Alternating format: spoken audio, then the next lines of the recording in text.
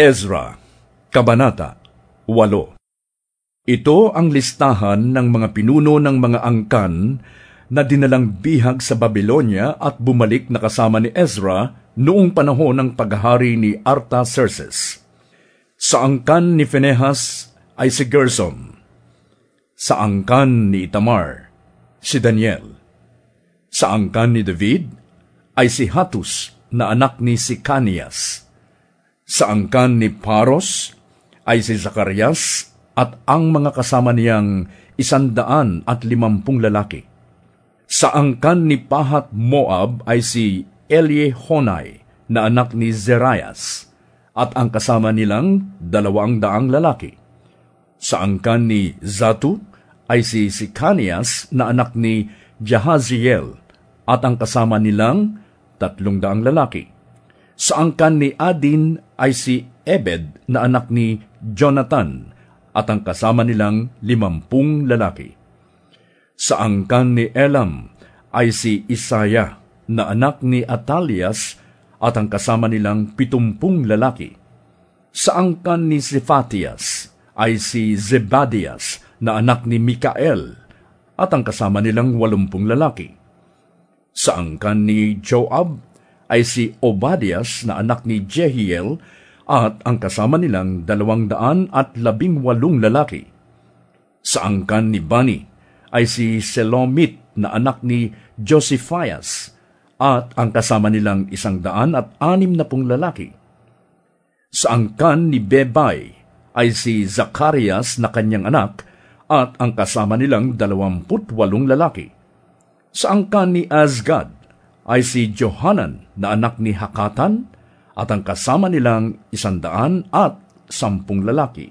Sa angkan ni Adonikam ay sina Eliphelet, Jeuel at Semarias, ang huling dumating, bukod sa kasama nilang 60 lalaki. Sa angkan ni Bigvai ay sina Utay, Zakur at ang kasama nilang 70. Sinabi ni Ezra, "Tinipon ko sila sa ilog na umaagos papuntang Ahava, at 3 araw kaming tumigil doon. Nalaman ko roon na may mga pari sa grupo, ngunit walang Levita. Dahil dito, ipinatawag ko ang mga pinunong sina Eliezer, Ariel, Simayas, Elnatan, Jarib, Elnatan, Natan, Zacarias at Mesulam at ang mga gurong sina Joyarib at Elnatan. Isinugo ko silang lahat kay Ido na pinuno ng Kasifia para hilingin sa kanya at sa kanyang mga kapanalig na manggagawa ng templo na magpadala ng mga taong maglilingkod sa templo ng Diyos. Sa tulong ng Diyos ay ipinadala nila sa amin si Zerebias, isang matalinong lalaking Levita na mula sa angkan ni Mali. May mga kasama siyang anak at kapatid na ang kabuuang bilang ay 18. Ipinadala rin nila sina Hashabias at Hesayas na nagmula sa angkan ni Merari. 20 kamag-anak naman ang kasama nito. Napadagdag pa sa kanila ang 220 trabahador ng templo, na ang mga ninuno ay inatasan ni Haring David at ng kanyang mga opisyal upang tumulong sa mga Levita. Nakalista lahat ang kanilang mga pangalan. Doon sa pangpang ng ilog Ahava, sinabi ko sa buong grupo na kaming lahat ay mag-aayuno at maninikluhod sa harap ng aming Diyos upang hilingin sa Kanya na patnubayan kami at ingatan sa paglalakbay, pati na ang aming mga anak at mga ari-arian.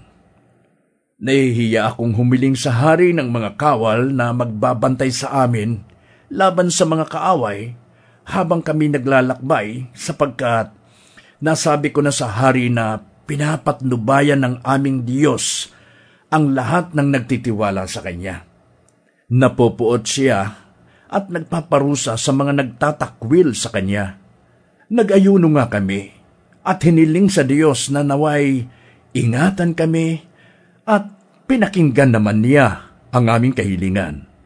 Mula sa mga pangunahing pari ay pinili ko sina Serebias at Hasabias at 10 iba pa na pawang mga kamag-anak din nila.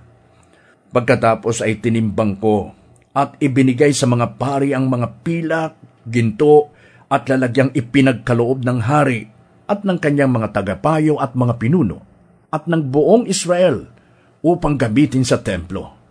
Ang mga ibinigay ko sa kanila ay 22,750 kilong pilak, 100 sisidlang pilak na may bigat na 70 kilo, 3,500 kilong ginto, 20 mangkok na ginto na ang timbang ay 8 kilo at 4 na guhit, at 2 mangkok na yari sa pinong tanso na kasing halaga ng mga mangkok na ginto. Sinabi ko sa kanila, kayo'y banal sa harap ni Yahweh, ang Diyos ng inyong mga ninuno. Sagrado rin naman ang lahat ng pilak at gintong kagamitan na iniaalay kay Yahweh bilang mga kusang loob na handog. Ingatan ninyong mabuti ang mga ito hanggang sa makarating kayo sa templo sa silid ng mga pari, kung saan titimbangin ang mga ito sa harap ng mga punong pari, mga Levita at mga pinuno ng mga angkan ng Israel sa Jerusalem. Pinamahalaan nga ng mga pari at mga Levita ang mga ginto, ang mga pilak at ang mga lalagyan. Kinuha nila ang mga ito at dinala sa templo ng aming Diyos sa Jerusalem. Umalis kami sa pampang ng Ilog Ahava at naglakbay patungong Jerusalem noong 12 araw ng unang buwan. Pinatnubayan kami ng aming Diyos at iningatan kami sa anumang pananalakay at pananambang ng mga kaaway. Pagdating namin sa Jerusalem, 3 araw kaming nagpahinga roon. Noong 4 na araw, nagtungo na kami sa templo at pagkatapos timbangin doon ang mga pilak, ang mga ginto at ang mga lalagyan, ipinagkatiwala namin ang mga ito sa paring si Meremot na anak ni Urias, Eleazar na anak ni Finehas, at sa mga Levitang sina Jozabad na anak ni Josue at Noadias na anak ni Binui. Ang lahat ay binilang at tinimbang, at ang timbang ng bawat isa ay inilista. Ang lahat ng bumalik mula sa pagkabihag ay nagdala ng mga handog na susunugin para sa Diyos ng Israel. Nag-alay sila ng 12 toro para sa buong Israel, 96 na tupang lalaki at 77 kordero. Nag-alay din sila ng 12 kambing na lalaki bilang handog para sa kasalanan. Ang lahat ng ito'y sinunog bilang handog kay Yahweh. Ibinigay din nila sa mga gobernador at mga pinuno ng lalawigan sa kanluran ng Ilog Euphrates ang nakasulat na utos ng hari. Sa bisa ng utos na ito ay tumulong ang mga pinuno sa buong bayang Israel at sa pagsamba sa templo ng Diyos.